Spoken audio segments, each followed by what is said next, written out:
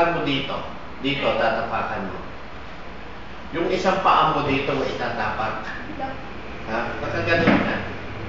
Hila mo yan, nakatapak ka dito. Nakatapak ka dito. Ngayon, kakausapin mo.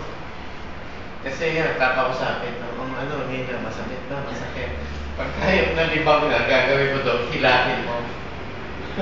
Bibigay yun kasi yung laman, may laman pa Mararamdaman mo yung buto, pagka bumigay na na gano'n, bitawan mo na. Babalik yun.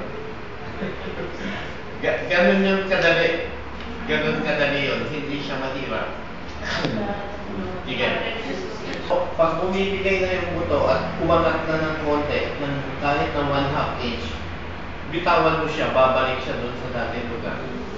Tapos at saka mo na hilutin, ayusin mo yung mga muscle dito. Alam mo na, masakit lang yan. Pagka hinila mo, siguro maririnig sa Guadalupe yung sigaw.